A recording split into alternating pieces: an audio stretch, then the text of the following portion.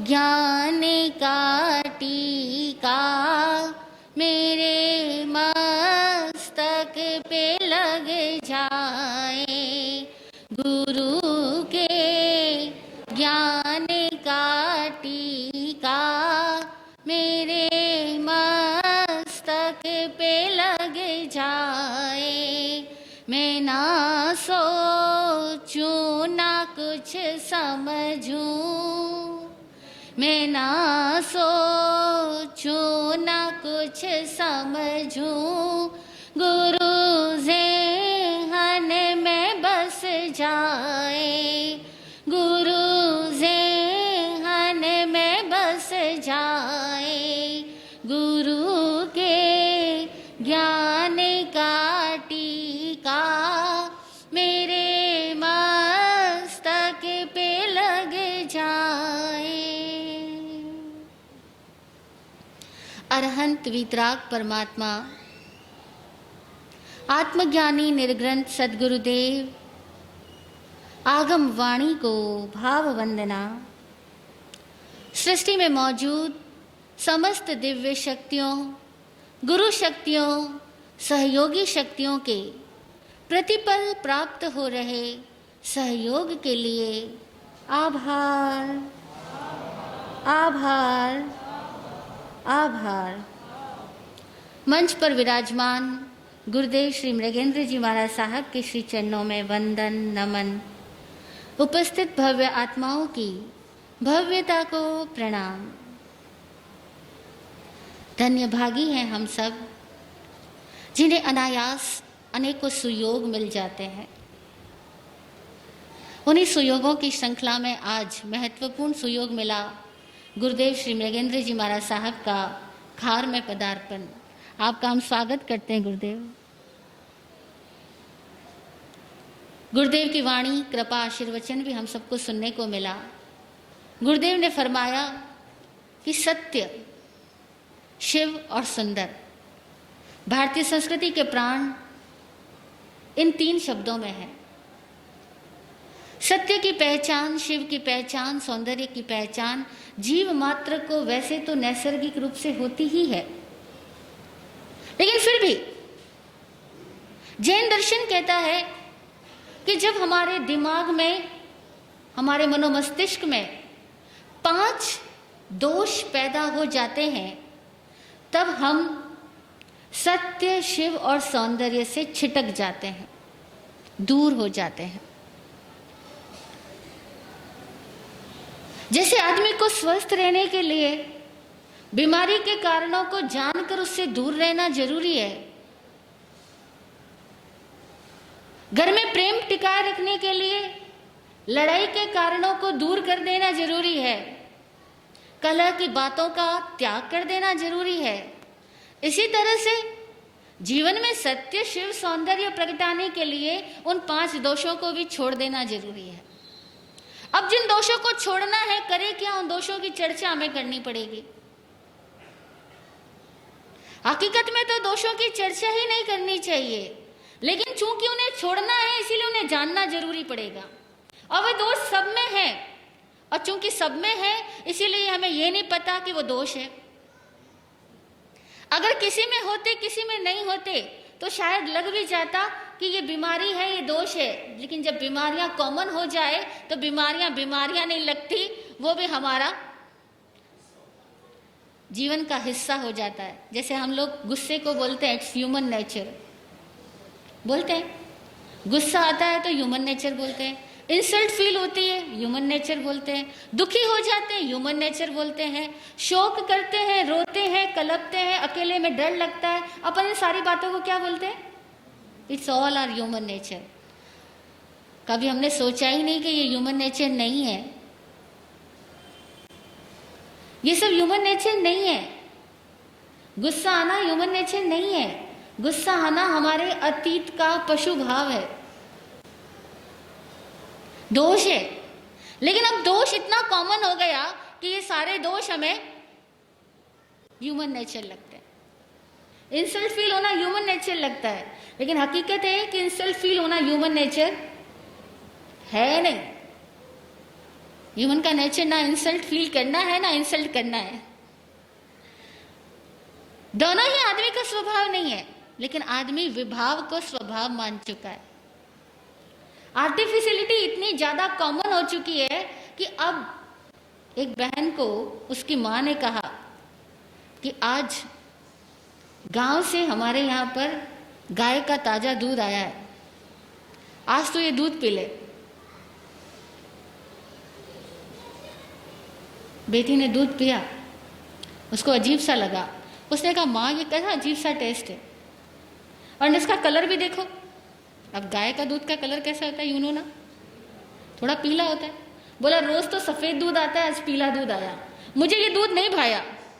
माँ ने कहा ये नेचुरल है। बोला अभी आर्टिफिशियल नेचुरल हो गया है, नेचुरल आर्टिफिशियल हो गया है। अब ये दूध पीऊंगी पचने वाला नहीं है, क्योंकि रोज नकली दूध पीने की आदत जो हो गई है, तो अभी असली दूध पचने वाला ही नहीं है। ऐसे हम लोगों को रोज घी तेल का खाना खाने की आदत हो गई है। अभी कोई बोले बिना छौंक का बिना तेल का खाना खा लो, तो वो नेचुरल नहीं लगने वाला है हमको, वो बहुत ज्यादा आर्टिफिशियल लगेगा। तो ऐसी कुछ हमारी आदतें हो गई।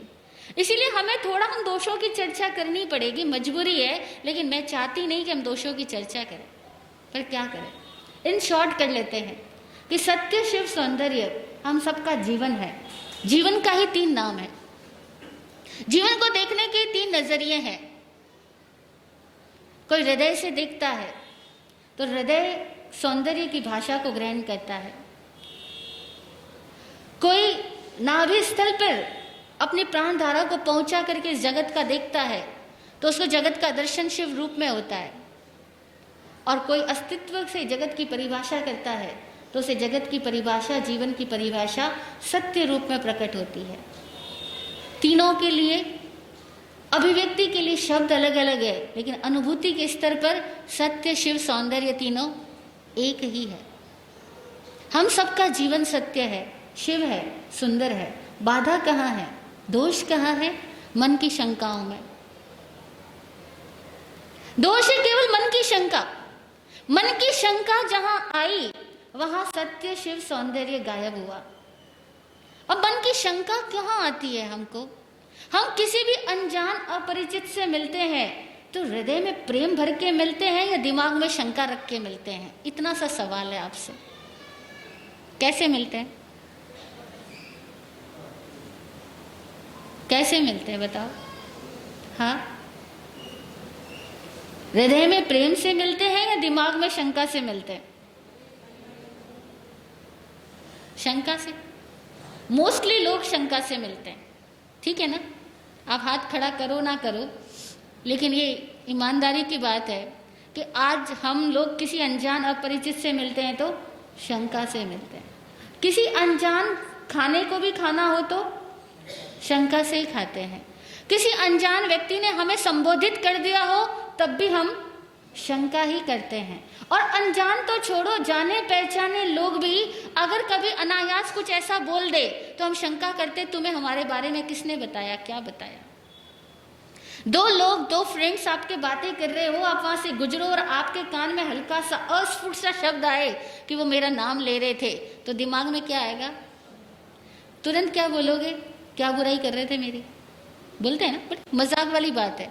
हम किसी 2 आदमी को अगर अपनी बात करते हुए देखें तो हम तुरंत यही बोलते हैं क्या बुराई कर रहे थे। इसका मतलब हमें पूरा भरोसा है कि जो हमारी चर्चा करेगा वो बुराई वाली ही करने वाला है, वो तारीफ वाली तो करने वाला ही नहीं है, ये तो हमें भरोसा है। हमारे मन में कितनी शंकाएं हैं, और शंकाएं केवल अपने लिए ही नहीं है, शंकाएं हमें दूसरों पर भी है। और शंका केवल खुद पर और दूसरों पर ही नहीं है, शंका हमें पूरे जगत पर है। और हमें शंकाओं का प्रशिक्षण दिया जा रहा है। हैरानी की बात यह है कि बच्चे बड़े होने लगे, माँ बाप के दिल में शंका आनी शुरू हो जाती है, और न आए तो कुछ ऐसे कविराज भी हमारे मन में शंकाएं पैदा करने लग जाते हैं कि आज माहौल ऐसा है, बच्चियां भाग जाएंगी, कोई बहला देगा, कोई फुसला देगा। मैं कहती हूँ बच्चों पे शंका माँ करे ही क्यों? क्या उस माँ को अपने चरित्र पे शंका है जो बच्चों पे शंका करे? बच्चा आया कहां से? हमारे से, हमारे परिवार से। और हमारे परिवार में कोई कमी है तो शंका करो, और कमी है तो अपनी कमी को दूर करो। शंका करने से क्या हो जाएगा? लेकिन यहाँ बेटा अगर रात को जाग रहा है और उसके हाथ में अपने मोबाइल देख लिया है, दिमाग में डायरेक्ट शंका ही आने वाली है। हाँ, और हो सकता है उसने पढ़ते पढ़ते उसी वक्त मोबाइल हाथ में लिया घड़ी देखने के लिए कि टाइम क्या हुई, और उसी वक्त माँ या पिता की नजर पड़ी और तुरंत डांट ही निकलने वाली है कि क्या कर रहे हो, पढ़ाई के नाम पर तुम पढ़ाई नहीं करके दोस्तों से चैट कर रहे हो। शंका ही निकलने वाली है। ये शंका जगत के सत्य, शिव और सौंदर्य को खत्म कर देती है। इसलिए दोष क्या है, इसको पहचानना। दोष एक है, शंका। और हमारी वाणी कितनी संदेशपद है। कहीं कुछ हो जाए, हम कहते हुआ होगा गड़बड़, उसने किया होगा गड़बड़, उसी ने कुछ कहा होगा, उसी ने लड़ाई फैलाई होगी, उसी ने चुगली निंदा की होगी। जल्दी से बिना जाने किसी का नाम भी ले लेते हैं। प्रभु महावीर ने कहा, शंका जहां है वहां संकित नहीं है, शंका जहां है वहां सत्य नहीं है। सत्य का एक निश्चित नियम है कि सत्य हमेशा निशंक होता है। सत्य के पास शंका ही नहीं होती, भय नहीं होता, डर नहीं होती, चिंता नहीं होती। इसीलिए जो चिंताएं कर रहे हैं वो सब झूठ है। बड़ी हैरानी की बात, चिंता एक सेल्फ ही झूठ है, झूठ की ही है। सत्य को कभी चिंता की जरूरत ही नहीं। सत्य की पहचान ये है कि सत्य को कभी डर लगता नहीं, सत्य को चिंता होती नहीं, क्योंकि सत्य को अपने आप को प्रमाणित करने का प्रयास भी नहीं करना पड़ता। अपने आप को प्रमाणित भी किसको करना पड़ता है। बहुत पुरानी कहानी है कि दो देवियां थी, एक सच की देवी थी, एक झूठ की देवी थी। सुनी होगी शायद आपने। और दोनों ही देवियां एक दिन धरती लोक पर आई और आकर के सुंदर सी नदी के किनारे पहुंच गई। मन किया इस नदी में नहाए। कहते हैं दोनों ने अपने कपड़े उतारे, नदी में नहाने के लिए गई, और जब लौट करके आने लगी तो झूठ की देवी पहले निकल गई, सत्य की देवी बाद में आई। झूठ की देवी ने सोचा कि सत्य की देवी के कपड़े पहन लो तो लोग सब मुझको सत्य मानेंगे। उसने जल्दी से झूठ की देवी के कपड़े पहन लिए और भाग गई। सत्य की देवी पीछे से आई, उसने देखा मेरे कपड़े तो है नहीं। माजरा समझ में आ गया कि झूठ की देवी कपड़े लेकर के जा चुकी है। अब सत्य की देवी झूठ के कपड़े पहनेगी क्या? पहनेगी क्या? नहीं पहनेगी। यू ऑल नो कि सत्य की देवी ने कपड़े नहीं पहने। सत्य की देवी बिना कपड़े पहने झूठ की देवी के पीछे गई, लेकिन झूठ की देवी जहां जहां गई सत्य के रूप में पूजी गई। और सत्य चूंकि नंगा था इसीलिए किसी ने उसकी तरफ ध्यान नहीं दिया। इसीलिए कहते हैं सत्य हमेशा नंगा होता है, यानी दिगंबर होता है। उसके पास कोई कपड़ा यानी कपट नहीं होता। कपड़ा, कपट, कपट नहीं होता उसके पास में। वो जैसा अंदर वैसा बाहर होता है। और झूठ के पास में हमेशा बड़ी बड़ी बातें होती है। झूठ के पास में हमेशा लच्छेदार भाषण होते हैं। झूठ के पास में हमेशा रंग रोगन होता है। झूठ के पास में हमेशा दिखावा और औपचारिकता होती है। इसीलिए झूठ वादा करता है। कस्में, वादे, प्यार, वफा, ये सब क्या है? बातें हैं। बातों का क्या? ये सब बातें हैं। कस्में, वादे, प्यार, वफा। वो आपको कविराज जी कह रहे थे, प्यार का तो पहला अक्षर ही खोड़ा है बेचारा। हाँ, प का अक्षर खोड़ा है, यानी अधूरा है। हकीकत है ये सारी बातें झूठी है। क्यों झूठी है? क्योंकि सत्य वचनों में बंधता नहीं और लोगों को बांधता नहीं। जो प्रॉमिस लेता रहता है बात बात पे, खाओ मेरी कसम। जो प्रॉमिस देता है बात बात पे, आई स्वेयर गॉड, भगवान की कसम। हाँ, लोग बोलते हैं खुदा की कसम, मैंने नहीं किया, भगवान की कसम, ऐसा है ही नहीं। लोग आजकल मोबाइल दिखाते, देखो महाराज जी उनका फोन उस टाइम में आया था। मैं कहती हूँ आपने बोल दिया इतना काफी नहीं है कि बोले नहीं महाराज जी आपको विश्वास हो या ना हो। मैंने कहा अपने जैसे ही सबको समझते हो क्या? लेकिन लोग अपने जैसे ही सबको समझते हैं कि पता नहीं महाराज जी को भी भरोसा हो या ना हो। हमारी सबकी आदत हो गई भरोसा नहीं करने की, सबकी आदत हो गई है। इसीलिए सबसे पहले जीवन शैली में से जो परिवर्तन इस सदी में करने की जरूरत है वो सबसे बड़ा परिवर्तन है, हमें भरोसा करना सीखना चाहिए। माँ बाप को बच्चों पे भरोसा करना चाहिए, बच्चों की क्षमताओं पे भरोसा करना चाहिए, बच्चों को माँ बाप के शब्दों पे भरोसा करना चाहिए। और वो तभी संभव है जबकि माँ बाप घर में प्रेम से रहते हो। प्रेम है तो भरोसा जागेगा, प्रेम नहीं है तो भरोसा नहीं जागेगा। लेकिन प्रेम एक ऐसी चीज है जिसको किया नहीं जा सकता, जिसको लाया नहीं जा सकता। प्रेम को लाया ही नहीं जा सकता। क्या किया जा सकता है प्रेम के साथ में? प्रेम या तो होता है या नहीं होता है, या तो प्रेम होगा या नहीं होगा। अब जब नहीं होगा और होने को दिखाना होगा तो तीसरा पॉइंट आएगा कि व्यक्ति के अंदर औपचारिकता आ जाएगी। औपचारिकता ही औपचारिकता होगी। अब हमारे पूरे समाज में दिक्कत क्या है सबसे बड़ी, कि हम औपचारिकताओं में जीते है नहीं और दिखाना है।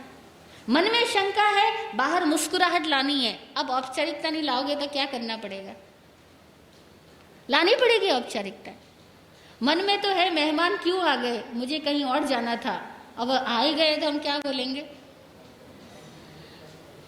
बड़े दिनों बाद आए, बड़े भाग हमारे, आओ आओ बैठो बैठो, नाश्ता तो लेकर के जाओ, अभी बनाती हूँ। और मन में सोच रही मुझे तो पार्टी में जाना था, आज घर में खाना ही नहीं पकाना था, अभी कहाँ से फंस गई है। अब करे तो करे क्या? लोग पूछते महाराज जी क्या करें, औपचारिकता ना करें तो समाज ऐसे ही चलने वाला है। मैं कहती हूँ नहीं, औपचारिकता मत करो। आपको लगे कि मेहमान आया, मन खुश नहीं हुआ और आपको खुशी जाहिर करनी पड़ेगी, ठीक है, परिस्थिति ऐसी आ गई कि खुशी जाहिर करनी पड़ेगी और खुशी है नहीं, तब क्या करना?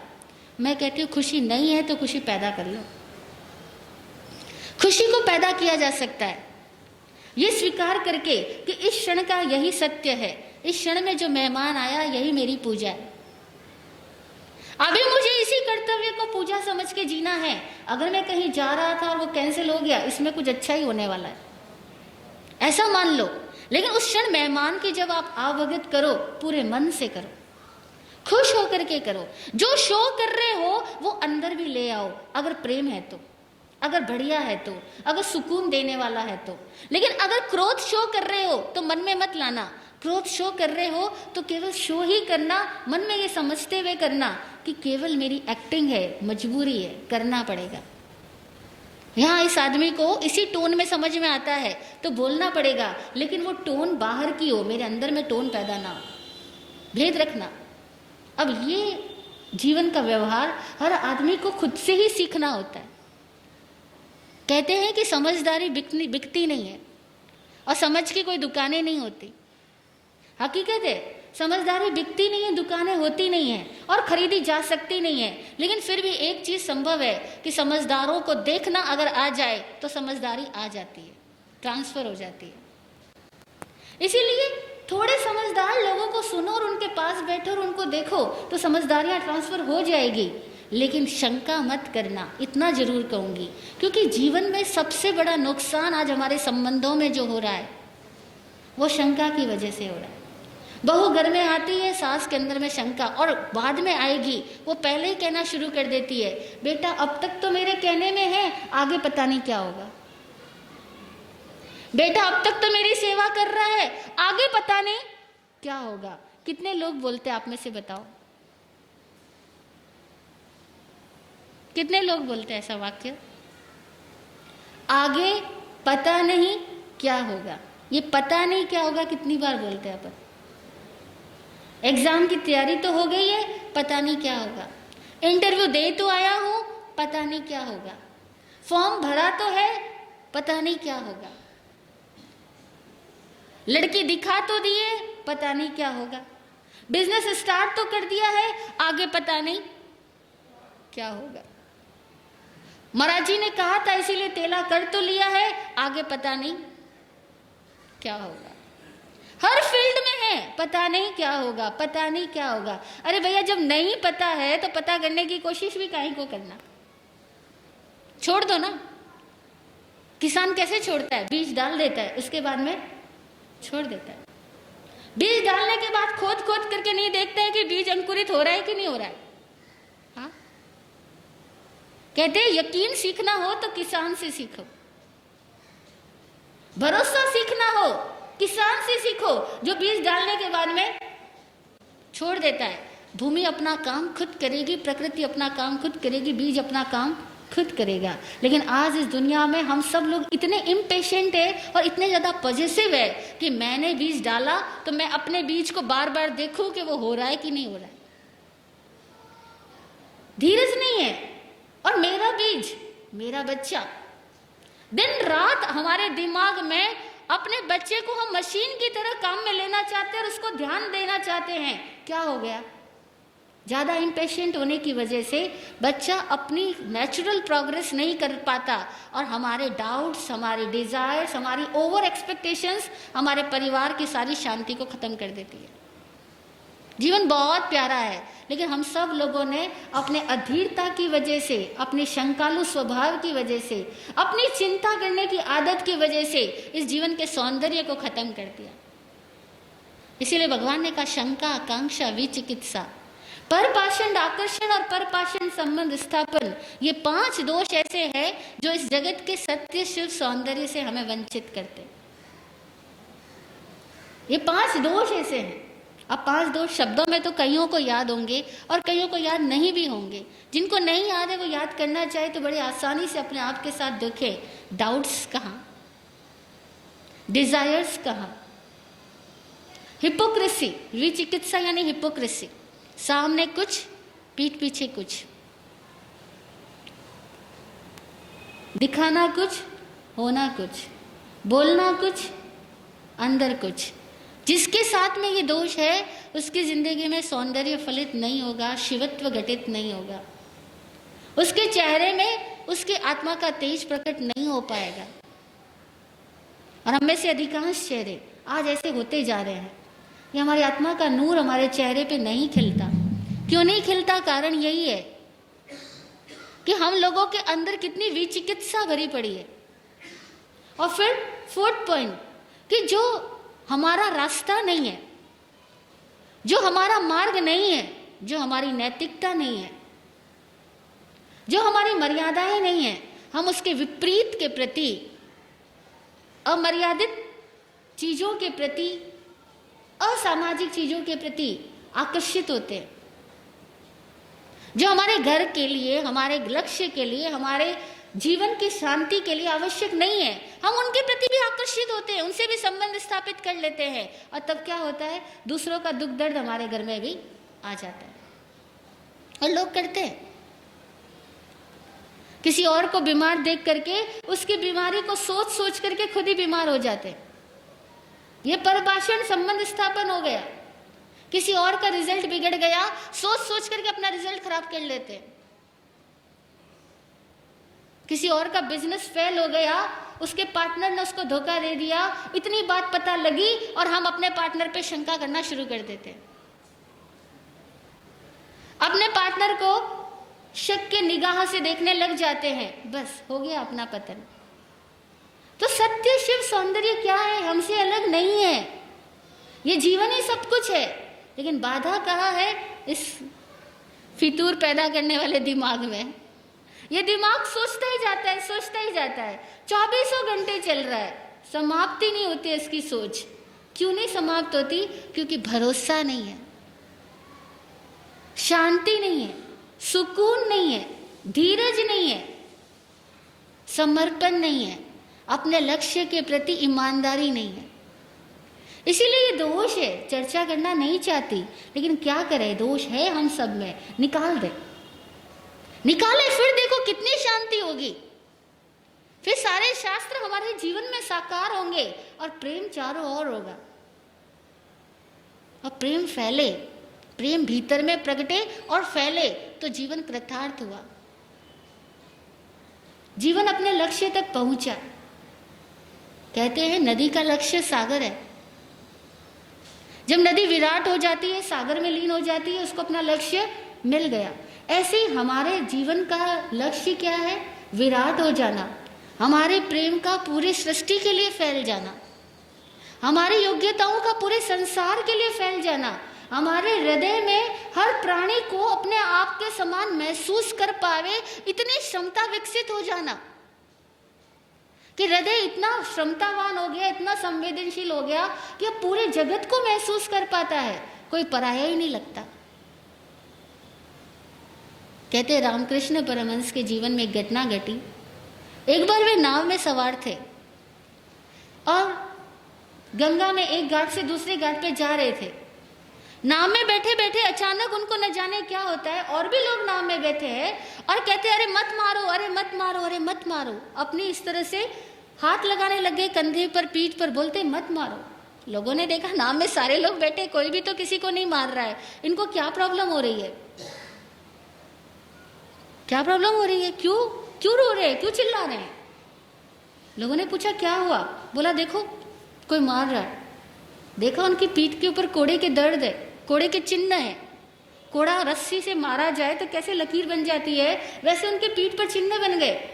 और इतने में ही गंगा के घाट पर नाव लगी और देखा कि उसी किनारे पर एक मल्लाह को, एक गरीब मल्लाह को बहुत सारे लोग कोड़े से पीट रहे थे। और ठीक जैसे उसकी पीठ पे निशान थे वैसे ही निशान रामकृष्ण की पीठ पर थे। क्या हो गया ये, उनकी संवेदनशीलता कितनी बढ़ गई कि दूसरों का दर्द उनको अपने में लग रहा है, किसी और का हो रहा है उनके साथ हो रहा है। जैन दर्शन में इसको अनुकंपा नाम कहा जाता है कि एक अनुकंपा का गुण होता है कि दूसरों का दर्द हमें समझ में आने लग जाता है। हम निरपेक्ष होते हुए भी सबको महसूस कर पाते हैं। हर एक माँ में ये योग्यता है, हर एक पिता में ये योग्यता है। और हकीकत में कहूँ तो परिवार हमें मिलता इसीलिए है कि हम इन चार लोगों के बीच में रहते हुए अपनी संवेदनशीलता को इनके माध्यम से इतनी विकसित कर लें कि हम पूरे ब्रह्मांड को महसूस कर पाएं। जैसे देखो आपका बच्चा जब कॉलेज यूनिवर्सिटी में जाता है तो यूनिवर्सिटी को यूनिवर्सिटी क्यों कहते हैं, आप में से कोई जवाब देगा। यूनिवर्सिटी बोले तो विश्वविद्यालय, ओके। इसको विश्वविद्यालय क्यों कहा गया भाई, इसमें विश्व कहाँ आया विद्यालय में, जरा बताओ। एक क्वेश्चन है, कोई आप लोगों में से जवाब दे तो मजा आएगा। बोलिए।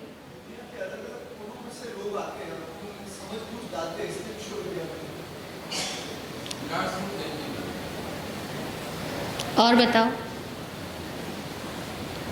दुनिया के अलग अलग कोनों से लोग आते हैं पढ़ने के लिए, पढ़ाने के लिए, इसीलिए विश्वविद्यालय कहा गया। हाँ, अस्पताल में भी अलग अलग कोनों से लोग आते हैं ठीक होने के लिए, उपचार करवाने के लिए, नहीं ना, अपनी सोच को और बढ़ाने के लिए। और बताओ विश्वविद्यालय क्यों कहते हैं इसको।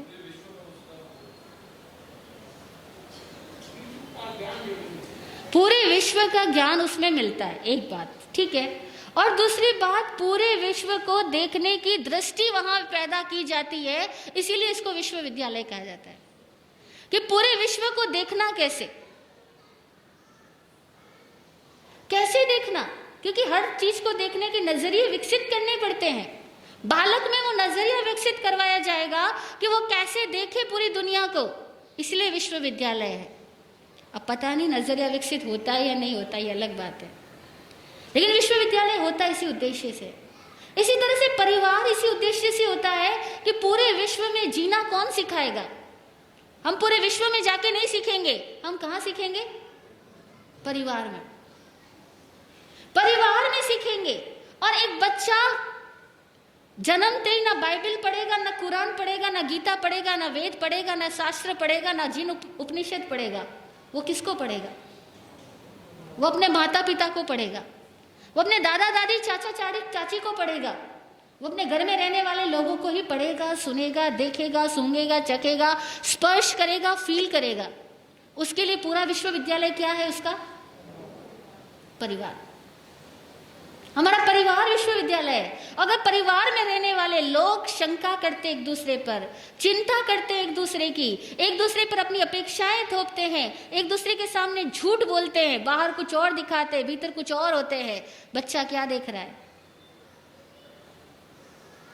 आज अगर पूरे विश्व को बचाना है कुसंस्कारों से, दोषों से, बीमारियों से, संकटों से, भ्रष्टाचार से, रिश्वतखोरी से, बलात्कारों जैसी घटनाओं से, तो पूरे विश्व को बचाना है, हमारे हाथ में क्या है, हमारे हाथ में क्या है, विश्व नहीं है, हमारे हाथ में हमारा परिवार है। अगर परिवार बच जाएगा इन 5 दोषों से, परिवार के लोग अगर ये शिक्षा ले ले कि ये 5 दोष हमारे घर में ना है, बस परिवार सुधर जाए, विश्व सुधर गया। विश्वविद्यालय बच्चे को विश्व को देखने का नजरिया देता है और परिवार पूरे विश्व में जीने की कला सिखाता है। और हर परिवार के हर एक व्यक्ति को समझना चाहिए मेरे परिवार की चरम सीमा क्या है, कि जो हमारा प्रेम है वो परिवार के माध्यम से फैलता हुआ पूरे ब्रह्मांड तक पहुंचे।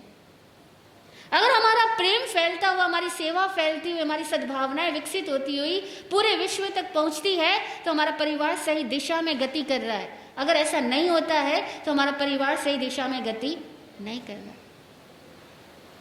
ये परिवारों को भी पता हो कि हमारे परिवार का टारगेट क्या है। एक साधु को पता हो कि मेरी साधुता का टारगेट क्या है। एक गृहस्थ को पता हो, जैसे आपको अपने बिजनेस का टारगेट पता है, स्टूडेंट को अपनी स्टडी का टारगेट पता है, ठीक उसी तरह से हमें हमारे परिवार का टारगेट पता हो। हमें इन सब चीजों को सीखना होगा। मैं फिर कह रही हूं, समझदारी उधार नहीं आएगी, लेकिन समझदार लोगों की संगति से आ जाती है। इसीलिए जिंदगी में कहीं भी जहां कभी मौका मिले, फुर्सत मिले, अनुभवी लोगों के पास बैठो, लेकिन वहां से भी हमेशा ध्यान रखना सकारात्मक बातों को ले आना, क्योंकि अनुभवी जब अनुभव सुनाता है तो अक्सर अपने नकारात्मक अनुभव ज्यादा सुनाता है। और नकारात्मक अनुभव बांटने वाले व्यक्ति से थोड़ा दूर रहना, उसके में भी सकारात्मक बातें ले आना, बाकी की छोड़ आना। और आप भी जब किसी को अपने अनुभव शेयर करो तो सकारात्मक अनुभव ज्यादा शेयर करना, नकारात्मक अनुभव ज्यादा शेयर मत करना। एक आदमी बोला मुझको, महाराज जी मैं ज्योतिषी के पास जाकर के आया, उसने मुझे ये बताया, आप मुझे बताओ क्या वो ज्योतिषी ठीक था। आपको शेयर कर रही हूँ उस बात आदमी का एग्जाम्पल, शायद किसी के काम पड़ जाए, क्योंकि ज्योतिषी के यहाँ तो आप में से हर कोई लगभग जाते ही रहता है। जैसे ही कुछ घर में घटना घटनी होती है, नहीं होती है, पहले सवाल पैदा होता है, बोला ज्योतिषी ठीक था या नहीं था, मुझे कैसे पता लगेगा। मैंने कहा देखो भैया, तुम गए, तुम्हारी मर्जी, तुमने को समझ में आया तुम करो। मुझे तो एक बात समझ में आती है कि जब कोई ज्योतिषी पहले ही आपकी कुंडली देखते या हाथ देखते निगेटिव बोलना स्टार्ट कर दे तो वो ज्योतिषी ठीक नहीं। वो देखते ही ये बोले ये खराब, वो खराब, ऐसा खराब, वैसा खराब, ये सब कुछ खराब है और इतने दोष है, उतने दोष चालू हो चुके हैं, इतने दोष चालू होने वाले हैं, तुम इसी परिस्थितियों में जी रहे हो जो इतना तुम्हें डरा दे, जो तुम्हारे अंदर डर खौफ पैदा कर दे, नेगेटिविटी इंक्रीज कर दे तुम्हारी, वो ज्योतिषी ठीक नहीं है। बोले महाराज जी सारे ज्योतिषी ऐसा ही करते हैं। मैंने कहा फिर जाते ही क्यों हो। एक हॉस्पिटल में गए हम किसी को दर्शन देने के लिए, तो वहां की नर्स जो हमें ले जा रही थी वहां तक जहां पेशेंट था, बीच रास्ते में पूछती है कि आप लोग कौन होते हो। हमने कहा भी साधु होते हैं। तो हमारे साथ रहने वाला व्यक्ति ने जवाब दिया कि ये साधु होते हैं, ये लोगों को ज्ञान देते हैं। बोला आप मुझे मेरे भविष्य का ज्ञान दे सकते हो कि मेरे भविष्य में क्या होने वाला है, क्योंकि लोगों के मन में ज्ञान का मतलब ये होता है भविष्य का ज्ञान। तो उतने में जो मेरे साथ भाई था, मैं उस भाई को धन्यवाद देती, उसने जवाब इतना प्यारा दिया। उसने कहा महाराज जी भविष्य का ज्ञान नहीं बताते, महाराज जी भविष्य बनाना कैसे उसका ज्ञान बताते हैं। कितना गजब जवाब दिया कि हम भविष्य का ज्ञान बताने वाले महाराज नहीं है। क्योंकि लोग महाराज शब्द का मतलब ही समझते हैं वो ज्ञानी है तो वो हमारे फ्यूचर के बारे में बता देंगे। भविष्य बनाने का ज्ञान बताते हैं। हकीकत है ये हम सब अपने परिवारों का भविष्य, अपने आप का भविष्य, अपने बच्चों का भविष्य खुद ही बनाने वाले हैं। बस लक्ष्य स्पष्ट रहे कि इस परिवार में रहते हुए पूरे विश्व में प्रेम फैले, ऐसा बनना है। पूरे विश्व के लिए हमारी सेवा योग्यताएं समर्पित हो सके, ऐसा होना है। तो हमारा परिवार सही दिशा में मूव कर रहा है। ठीक है ना।